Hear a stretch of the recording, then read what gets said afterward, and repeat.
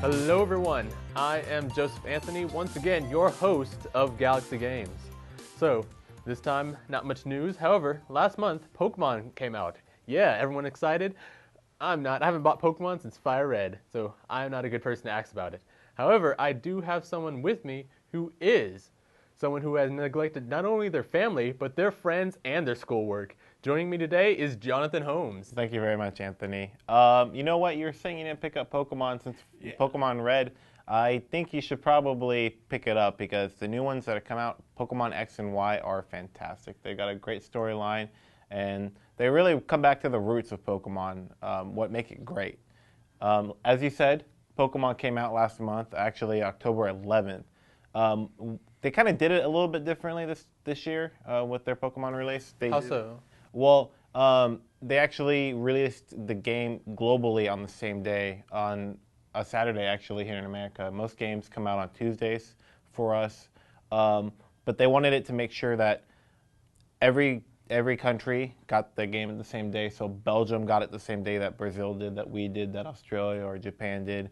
So it's kind of to stop any kind of spoilers or the storyline from being ruined for anybody who's not that into the game. Oh yeah, that's really nice. Right. So just a little bit about the game. The storyline is pretty interesting. I'm not going to say it's the best storyline of a Pokemon game. There's certainly, the original ones, people are going to always prize those as being the best Pokemon games there's been. But the newest ones, Pokemon X and Y, the storyline is really good. And, compared to the recent ones, it's one of the top, I feel like it's one of the top storyline-driven Pokemon games there have been.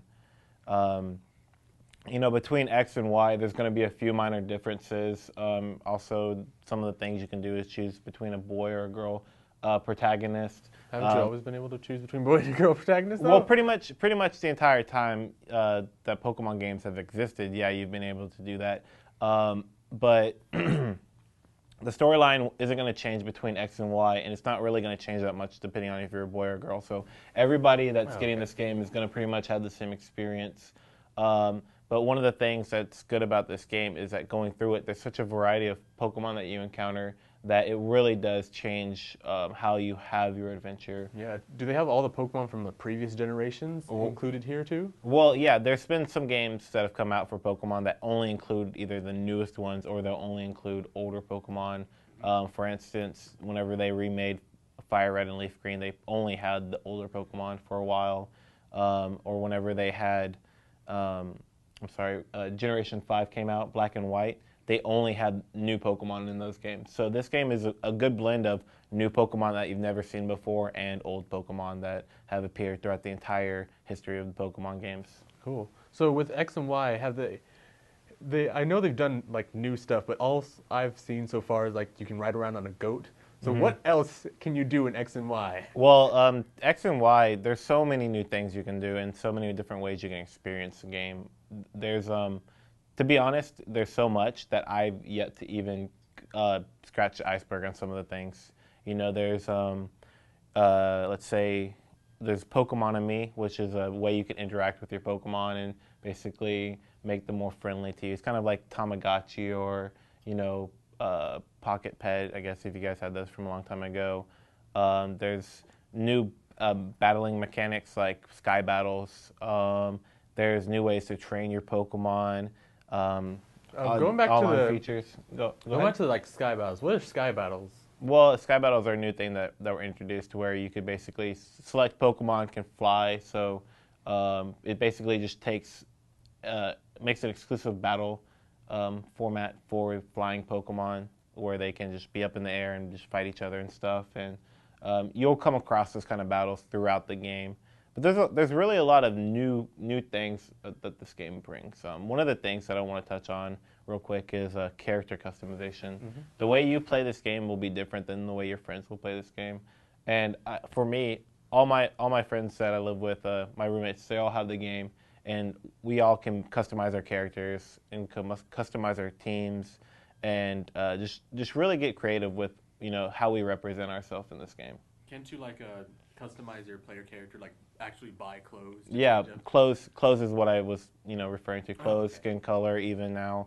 And it's great because the new games are all in 3D, so you can actually see your avatar, your character, represented the way that, you would want to, and you've always wanted to see them. Awesome. Go back to that Pokemon Me thing. So it's like Tamagotchi, but with Pokemon. So Right. what do you do with them? Well, so one of the new mechanics of the game is there's always been kind of like a friendship level with Pokemon, how friendly they are towards the trainer. You can give them certain food to like you more or less, and using them in battle will make them like you more. But this Pokemon and Me takes it to a whole new level where you can actually pet them. It shows you a 3D version of your Pokemon on the bottom screen, and you can pet them with the stylus, or you can feed them food, or you can have them interact with other Pokemon trainers, Pokemon, and you can kind of set up like a room for them a little bit on the bottom screen whenever you're walking around. It's kind of interesting. I really have stayed away from that aspect of the game, so it's not necessarily an important part of the game, but it's just one of those extra features that they've added where people have been wanting to interact more with their Pokemon. Now they can. Can you interact with any Pokemon, like a giant Tyranitar to like a little Skitty? You can Right. interact with all of them? Right. So the game has a lot of cute characters and a lot of mean, scary-looking monsters that you can collect. And it doesn't matter if they're the smallest of the small or the biggest and craziest of the biggest. You can still interact with them. They'll still make like cute little faces and be all like, "Yay, thank you so much for this food," even though they're supposed to look intimidating and scary.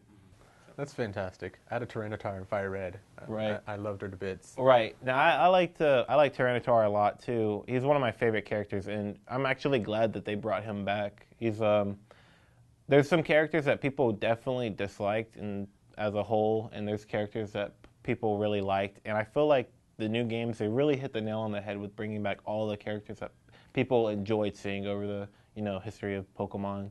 Mm-hmm. So with X and Y, were there any other like discernible features that you haven't mentioned yet? Let's see for a second. It with all the new things that it brings to the table, it really does stick true to the old Pokemon games. In that it's the storyline. It tries to it's set up like any other Pokemon game has ever been. It wants you to go out and experience the world and become a Pokemon master by either collecting all the Pokemon or fighting the Elite Four after beating all the gyms. So that part has always been there. But going back to the original games, it kind of gives you the freedom to do what you want and when you want at your own leisure, and to kind of go through and to advance to the next part, you have to go through and solve puzzles or discover any kind of mysteries or anything like that they have set for you. I don't want to spoil anything about the storyline, but the storyline's really good, and I feel like they really went for the nostalgic, older players in this game, even though it is a little bit easier for anybody that's new to the game series. Awesome. Have you encountered a lot of? Do you have like the Mega Evolutions? I know that was a big, big hype thing before, and like it's sort of eased down now. But Right. Do you have any Mega Evolutions or? Well, okay. The thing about Mega Evolutions are that it's a new mechanic that they put specifically for Pokemon X and Y, and originally you can have Pokemon evolve, and that's one thing that made them cool back in the day, was that you can have this little cute Charmander and it turns into a big Charizard. Well, usually it can go from like the first stage to the second stage to the third stage, and that's it. With Mega Evolutions, they've introduced new light to older Pokemon. So like Charizard can now be Mega Charizard, and Blastoise can be Mega Blastoise. So it's kind of like a way you can have your old friends look new and shiny and stuff. For me personally, I didn't like that at the beginning. It kind of grew on me a little bit, but I'm still kind of staying away from it. I feel like Mega Evolutions is more of a competitive part of the Pokemon games, and I'm just not there yet. I'm still trying to make my team more perfect and more well-rounded before I get into that. Yeah, I know what you mean. Like, one of the reasons I sort of fell out of Pokemon is it was slowly becoming more and more competitive and like strict. Like, I need to train like my EX levels. I'm not sure what these abbreviations mean, but I need to train these levels to maximize my Pokemon's strength and their special defense. Like, I played Pokemon to enjoy them, and just like like enjoy my Pokemon. Right. Well, it's a video game, so any kind of video game that you're playing to have fun. So they realize that some people want to play it to just play through the storyline and experience that. Some people actually like the competitive side of Pokemon. So whichever way you play, you could still find fun in it. And what they did was they made the storyline a little bit easier, I felt, and they helped speed it along a little bit so that people that are not really into the whole competitive scene, they could just come to that a little bit more easier. And one way that they did that was they introduced, you were saying your EX values or whatever. Yeah. They're actually called EVs, and they're supposed to be like hidden attributes that Pokemon can have, and same thing with IVs. And basically, if you catch two Charmanders, they're not going to be the same strength. There's always going to be one that's a little bit stronger than the other. So EV training your Pokemon used to be a secret way of training your Pokemon to make sure yours is, the strongest of the strong Pokemon instead of it being a little bit hindered, which you might not even notice if you've never even got into the competitive scene. What they did was with Pokemon X and Y was they brought that to the forefront of the table. They showed you from the beginning you can actually look at these hidden values. In the original games, whenever you would level up these secret values, you basically would spend all this time creating a Pokemon the way you wanted it, but you can never revert back and train it a different way because there's so many different ways you can use certain Pokemon. With this, they made it to where you can keep your favorite Pokemon that you fought with throughout the entire game, and even if he was maybe not raised correctly, you can go back and retrain him the way you would want to make him a competitive player. So it gives players the option to go from a casual player to a competitive player if that's what they want to do. And I feel like they've opened up this whole area, this void really that they've left kind of as a blockade between competitive and casual. They kind of opened that up. Well, you may have turned me around on Pokemon. Not really. But hey everyone, this is Jonathan Holmes. We'll be right back after this small commercial. All right.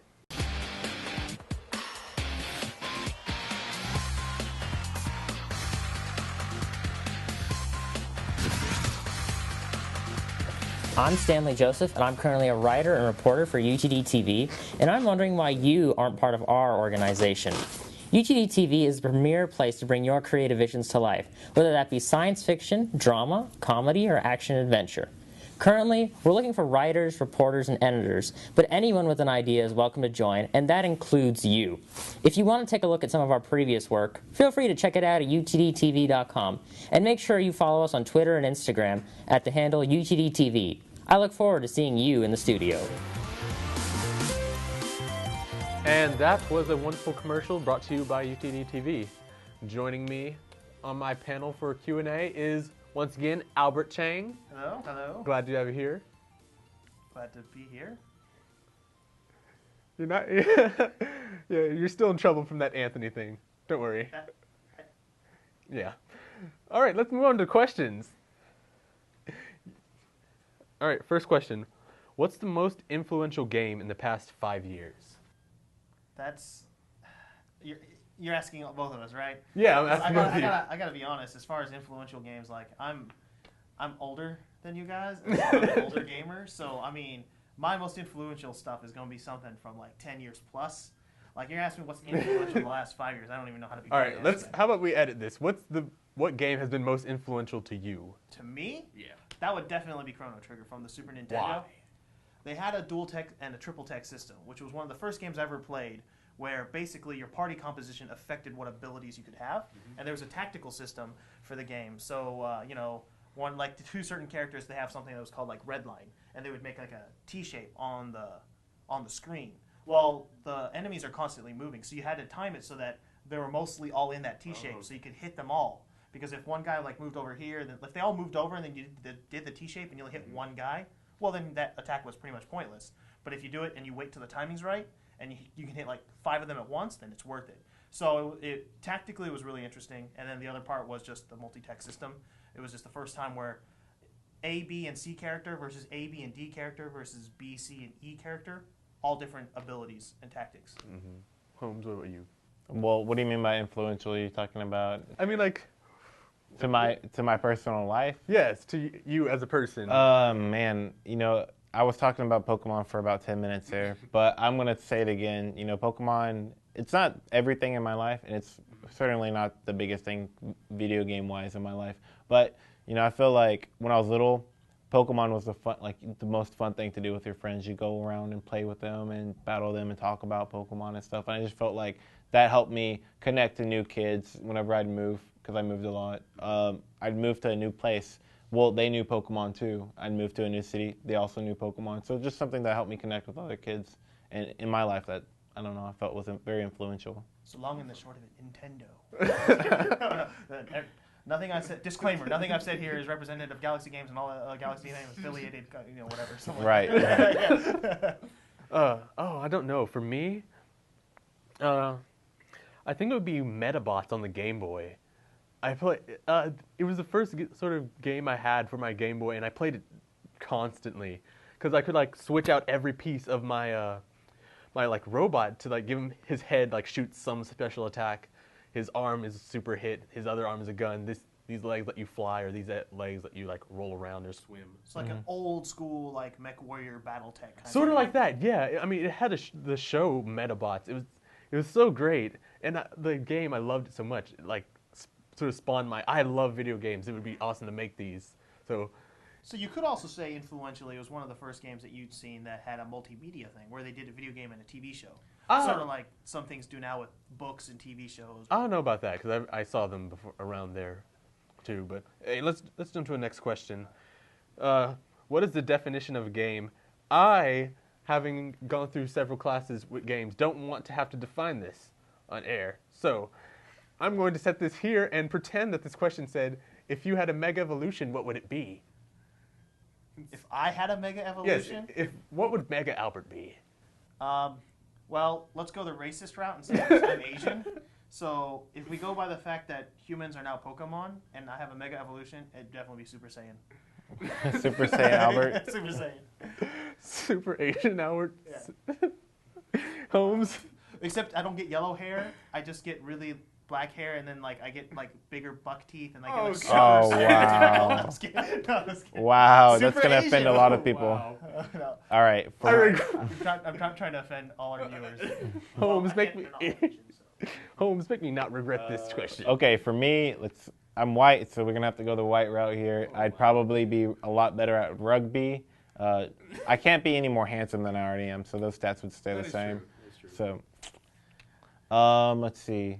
Right now I just feel like I want to be a healthier person, so just a stronger, better person, because I'm already, really nice and amazing and charming, so. So Mega Holmes would just have a better diet? I'd just be all buff and stuff and would walk you be around more modest? I could not be any more modest. I don't think he could be. Yeah. For me, I'm pretty crafty, and I make things out of pipe cleaners, and I do that all the time. It's crazy weird how often I do it. You're pretty good at it, too. I am. One day we're going to show you all the stuff. It's pretty amazing. One day. I think my Mega Evolution would be I would have a bag, and it would just be on my back, and pipe cleaner things would just be crawling out of it constantly, just around my body. What if you had an ability like Meowth, where instead of you throwing coins, you throw pipe cleaners like needles? Pipe cleaner attack. Fun. That would be fantastic. Before this moves to any other weird places, let's go to a new question. Does music in-game affect the way you play? Absolutely. I'm into sound design, so for me, music, sound effects is a major part of any gameplay. I feel like the music has gotten so much better. I mean, okay, let's go back. First thing, 1980s, back in those days, there was a very limited ability of what you could do with music, but the music written was so classic and so memorable that even today, people still remember 30% of those themes. You could still hum out those tunes from the old Zelda or the Mario Brothers and all that stuff. Mm-hmm. And they say, hey, can you hum for me some song from Skyrim? You might be able to get maybe a portion of it because it's just gotten so intricate that it's harder to remember. Right. So there's that give and take. You have much better soundtracks and much better sound as overall, but less memorability than it did have back then. Then you're just oh, I know that tune right off the bat. Yeah. Let's see. For me, I think that music wasn't always important to me. I would play a game, and I really didn't care about the music. My Game Boy speakers burnt out. I think like everybody else's did. So I had to play games without speakers for a while.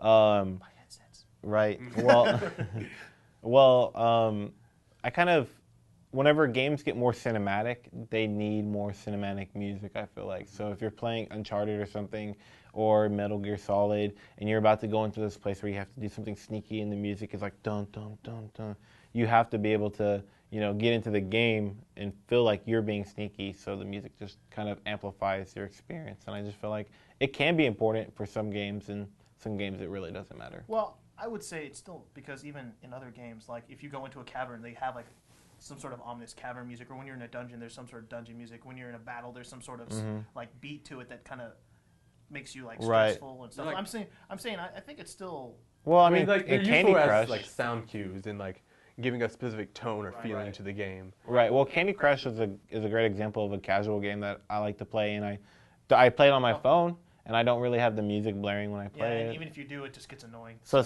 some games really they don't need music. I For feel like sound for me, it's kind of weird because for the longest time, I played lots of games without sound. If I felt they weren't necessary, like I would play Earth Defense Force 2017 without sound, and that it's like precursor game, and Just Cause 2. It's super cinematic, but I always turn off the music because I didn't mind having it off. Right. But for games like Far Cry 2, I would have it on just because sound cues would help me see things in the environment. Right. Well, I know that some games you can actually turn the sound off, the background music off, and play your own music like on the PS3 or Xbox 360. Yeah. I know that there's a driving game that I would play where I just do that, and necessarily the background music didn't really change depending on where you're at, just the sound effects. So the music really didn't play into any of my feelings towards the game at all. See, I always needed the sound. But I mean, I can understand where there are games where it wouldn't really matter what the sound was specifically. Right. Because like Grand Theft Autos, like 3 or something, you used to be able to just put in your own soundtrack from the Xbox whenever you popped in a car. Right. So it's just for me, like I have to have something, because otherwise I just hear the white noise of the room, or my family members talking, or just something annoying, like some lawnmower outside, and it's just good to have that sound. But I mean, that's why I would go with that. Right. Sometimes I can understand it's just nice that. to have something in the background. But well, you heard it here first, folks. Sound in video games, pretty good idea. All right, Holmes, thank you for being here, my Pokemon aficionado. Albert, thank you for coming along and helping me answer questions. You're that much closer to gaining my respect after that whole Anthony incident. We'll talk about that later. Gaining your respect? You mean regaining your respect? I had your respect before. I have no idea what you're talking about. Of course you did.